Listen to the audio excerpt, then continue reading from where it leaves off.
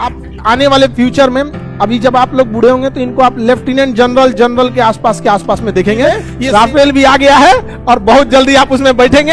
Height भी ठीक ठाक है। UPSC CDSE 1 2022 all India rank 3 air force academy, all India rank 14 Indian military academy.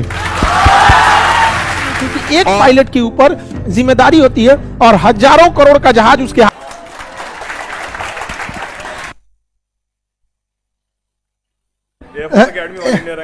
All India rank 3 air force academy, Indian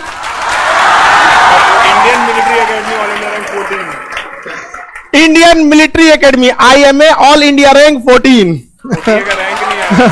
OTA में IMA का आ गया तो आप OTA के पीछे काहे पड़े हो भाई? अब इंटर जब हो जाएगा तो कोई कहेगा कि मैट्रिक का सर्टिफिकेट गायब हो गया। देखिए आप वहां गए ना जहां मेरा जाने का सपना था, यहाँ पे, तो ये वहां गए।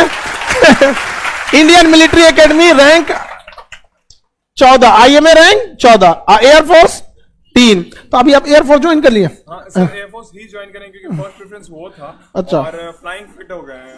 फ्लाइंग फिट हो गए भाई, एयर फ्लाइंग ऑफिसर, वाह अभिनंदन। ये तो बहुत बढ़िया बात है। आज सबसे खुशी हो रही है सर कि आपको सामने देख रहे हैं। बताइए किसमें कितना रैंक था IMA? Hi, myself Shubham, UPSC CDSE 1 2022 All India Rank 3 Air Force Academy, All India Rank 14 Indian Military Academy।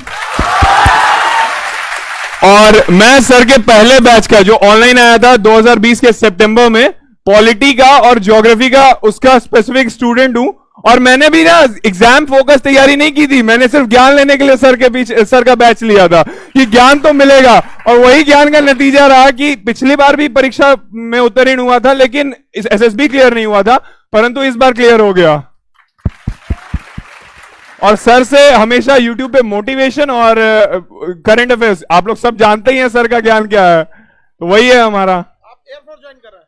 हाँ sir, flying officer. Preference sir, love तो हमेशा OTA ऑलिव ग्रीन है सर, इंडियन मिलिट्री एकेडमी, लेकिन first preference वो था तो वही मिलेगा सर। राफेल आ गया।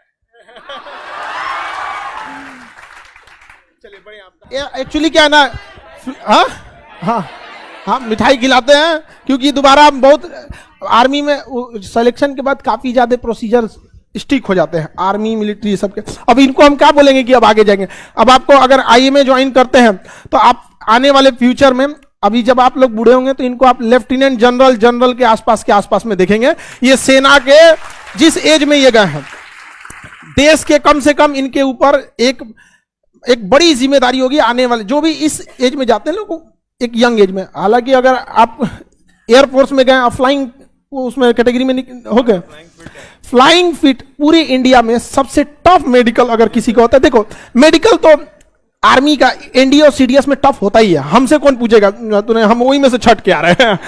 लेकिन उनमें भी हम तो मिलिट्री के ही मेडिकल से छट गए थे, आर्मी के, उसमें भी सबसे टफ मेडिकल होता है तो फ्लाइंग मेडिकल से टफ कोई मेडिकल होता ही नहीं, क्योंकि एक पायलट के ऊपर जिम्मेदारी होती है और हजारों करोड़ का जहाज उसके हाथ में होता है।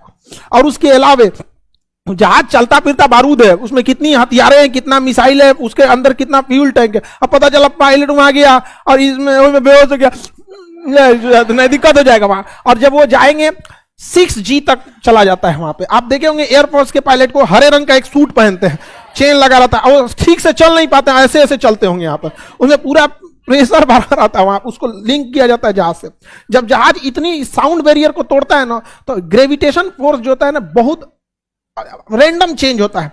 कभी नॉर्मल G से वैल्यू चली जाती है 6G 5G, ब्लड सर्कुलेशन रुक सकता है, यहाँ पे एकदम आंख ना काम करना बंद हो जाएगा। तो वो सूट होता है, अलग से प्रेशर वहां कर, छोटे से जहाज के अंदर जब जिम्मेदारी दी जाती है तो हमें भी बहुत खुशी होती है कि जो लोग यहाँ है, कल को दिन अखंड भारत में ये लोग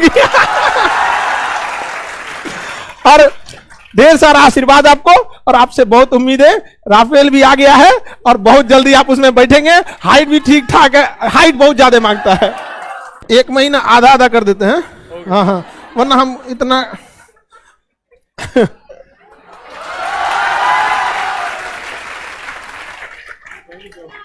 चलिए बढ़िया है। अब बहुत जल्दी हम आपको देखना चाहते हैं एक बार, ताकि कारनामे आपके अखबार में निकले, ठीक है। खुश रहिए, खुश रहिए, ठीक है।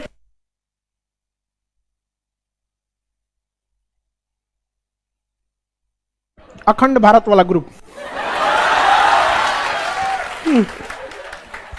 सब अलग अलग ग्रुप है भाई। हाँ, तुमको क्या मजाक लगता है? हाँ, लड़ाई